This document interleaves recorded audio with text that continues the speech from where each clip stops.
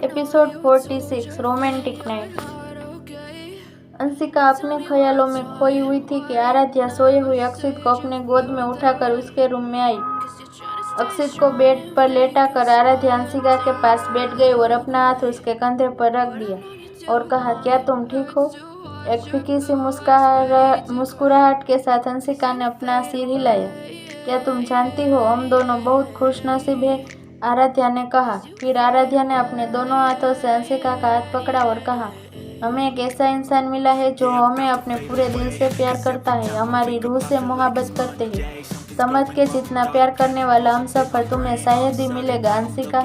मुझे पता है पास्ट में जो भी हुआ तुम्हारे लिए उसे भूलना इतना आसान नहीं है, लेकिन तुम्हें फिर भी आगे बढ़ना होगा। अपने पास्ट को भूलकर अपने प्रेजेंट में जीना होगा, अपने फ्यूचर के लिए। समर्थ ने आज पार्टी में सबके सामने जो कहा उससे प्रूफ होता है कि वो अक्षित से कितना प्यार करता है। आज अपनी स्टेटस की परवाह किए बिना उसने सबके सामने अक्षित को अपना बेटा कहा। वो तुम्हारे लिए कुछ भी करने के लिए तैयार है अंशिका।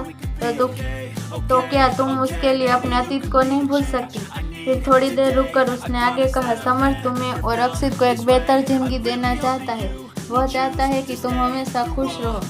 वह अपनी जिंदगी का हर पल तुम्हारे साथ जीना चाहता है। वह अक्षित को अपना नाम देना चाहता है, तो तुम्हारी खुशी के लिए कुछ भी करने को तैयार है। उसे स्टेटस और सोसाइटी की कोई परवाह नहीं है। वह तुमसे प्यार करता है, तुम्हारे साथ रहना चाहता है। तो फिर क्यों अंशिका, क्यों तुम खुद को क्यों रोक रही हो? इतना कहकर आराध्या बेड से उठ गई और दरवाजे के पास जाते हुए बोली, तुम्हें अपना डिसीजन जल्दी ही लेना है, कहीं ऐसा ना हो कि बहुत देर हो जाए। जिंदगी बहुत छोटी है अंशिका, इसलिए कुछ ऐसा मत करना जिसे तुम्हारी सारी जिंदगी पछताना पड़े। यह कहकर आराध्या दरवाजा खोलने ही वाली थी कि दूसरी तरफ से दरवाजा खुला और समर्थ कमरे के अंदर आया। भाभी, क्या आप आज रात अक्षित को अपने साथ ले जा सकती है? समर्थ ने सीरियस एक्सप्रेशन के साथ कहा। समर्थ के चेहरे पर गुस्से के भाव देखकर आराध्या एक पल के लिए हैरान हो गई। उसके कोल्ड एक्सप्रेशन बिल्कुल रुद्राक्ष की तरह ही थे। आज वह हमेशा की तरह मस्तिष्क और समर्थ नहीं था। आराध्या ने अपना सिर हाँ में हिलाया और बेड के पास जाकर अक्षित को अपने गोद में उठाकर कमरे से बाहर चली गई। आराध्या के रूम के बाहर जाने के बाद समर्थ ने दरवाजा बंद कर दिया। पूरे कमरे में अपनी नजरें दौड़ाकर समर्थ ने देखा कि अंशिका एक कोने में बैठी है। उसके पास जाकर समर्थ ने कहा, उठो। उसकी कोल्ड वॉइस सुनकर अंशिका जल्दी से उठ गई और समर्थ की तरफ देखने लगी। समर्थ ने जबरदस्ती उसे अपने पास खींच लिया और उसे अपनी बाहों में भरते हुए बोला, किसने कहा कि तुम डरती हो? किसने कहा कि तुम मेरे लायक नहीं हो? किसने कहा कि तुम्हारे चरित्र पर दाग लग गया है? किसने कहा कि तुम हो? बोलते बोलते समर्थ रुक गया। अपनी फीलिंग्स को कंट्रोल करने के लिए उसने अपनी आंखें बंद कर ली। अंशिका जानती थी कि वह रो रहा है। उसकी भी आंखों में आंसू बहने लगे। उसने समर्थ के कमर के चारों तरफ अपनी बाहें लपेट ली और उसे कसकर गले लगा लिया।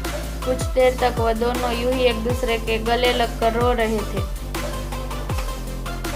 मैंने आज जो किया वह इसलिए नहीं था क्योंकि मैं अक्षित को उस सिचुएशन से बचाना चाहता था। मैंने ऐसा इसलिए किया क्योंकि मैं उसे अपना बेटा मानता हूँ। मुझे इस बात की कोई परवाह नहीं है कि उसका बायोलॉजिकल फादर कौन है। मुझे बस इतना पता है कि वह तुम्हारा बेटा है और मुझे उसे अपनाने के लिए बस इतना ही काफ़ी है।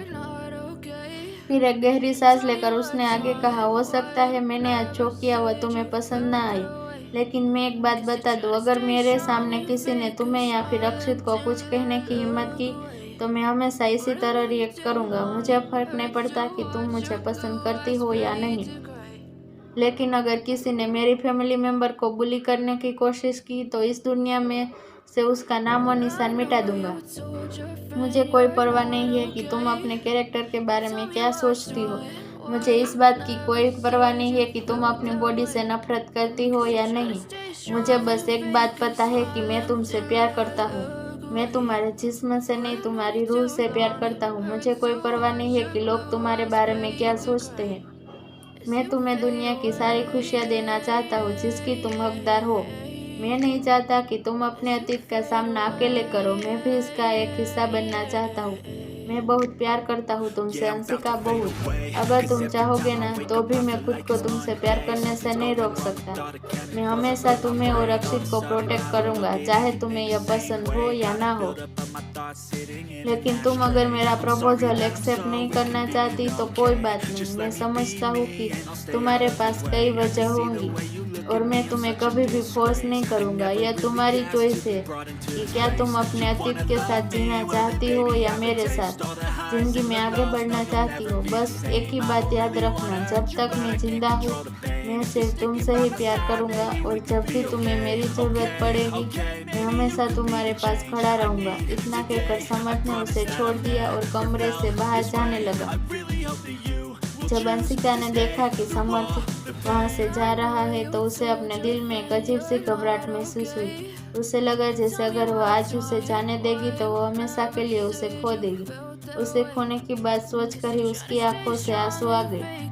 वो जल्दी से उसके पास गई और पीछे से उसके गले लगकर कसकर अपनी आंखें बंद कर ली। समर्थ की अचानक की गई हरकत चौंक गया। कुछ कहने ही वाला था कि अंशिका ने कहा, प्लीज़ डोंट लीव मी, मैं तुम्हें खोना नहीं चाहती, प्लीज़। समर्थ ने उसकी बात सुनी और मुस्कुराया, लेकिन कुछ नहीं बोला। वह चाहता था कि अंशिका अपनी फीलिंग उसके सामने एक्सेप्ट करे। जब अंशिका ने देखा कि समर्थ कुछ नहीं बोल रहा तो उसके दिल में घबराहट होने लगी और अपने आंसू भरी आंखों के साथ वह बोली, मैं तुम्हें खो नहीं सकती। मैंने अपनी ज़िंदगी में बहुत कुछ खोया है। मैं भी तुमसे प्यार करती हूँ, बहुत प्यार करती हूँ।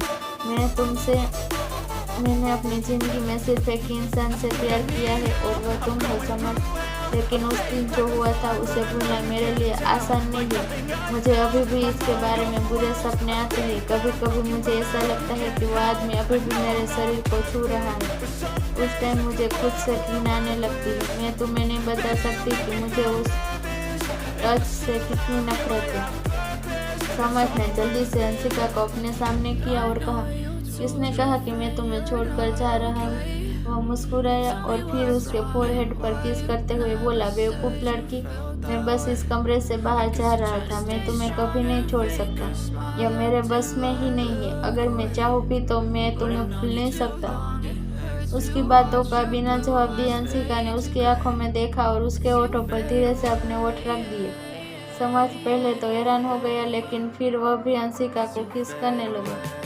कुछ देर एक दूसरे को किस करने के बाद वह दोनों रुक गए। दोनों की सांसें उखड़ चुकी थी और दोनों हाँफ रहे थे। अंशिका को जब याद आया उसने पहले समर्थ को किस किया तो उसके गाल शर्म से लाल हो गए। अंशिका का चेहरा देखकर समर्थ हंसने लगा। फिर उसने उसे अपनी बाहों में उठा लिया और बेड की तरफ जाने लगा। अंशिका ने कुछ नहीं कहा। उसने अपनी बाहों को उसके गले में लपेट लिया और अपना सिर उसके कंधे पर रख दिया। अंशिका को बेड पर बैठा कर समर्थ ने उसकी आंखों में देखा और कहा, मैं नहीं चाहता कि तुम हम अपने बॉडी से नफरत करो। मैं आज अपने प्यार से तुम्हारी सारी नफरत मिटाना चाहता हूँ। क्या मुझे इजाज़त है? समर्थ की बात सुनकर अंशिका शर्मा गई। उसने अपना सिर हिलाया और अपना चेहरा समर्थ के सीने में छुपा लिया। अंशिका के यह हाँ सुनकर समर्थ ने उसके चेहरा अपनी तरफ घुमाया और उसे पैशनेटली किस करने लगा। अंशिका भी उसका साथ देते हुए वापस उसको किस करने लगी। समर्थ उसके होठों से लेकर गर्दन तक किस करने लगा। समर्थ ने अपना होठ अंशिका के पास ले गया और कहा, आई लव यू अंशिका, तुम अब से बुरी तरह से मेरी हो और कोई तुम्हें मुझसे दूर नहीं ले जा सकता, तुम भी नहीं। इतना कहने के बाद वो फिर से अंशिका को किस करने लगा। धीरे धीरे उसका हाथ अंशिका के गाउन की जिप पर चला गया और धीरे धीरे वह दोनों एक दूसरे की आगोश में खो गए। आगे इस कहानी में क्या होता है सुनने के लिए बने रहिए only on my love story box. तब तक के लिए बाय बाय।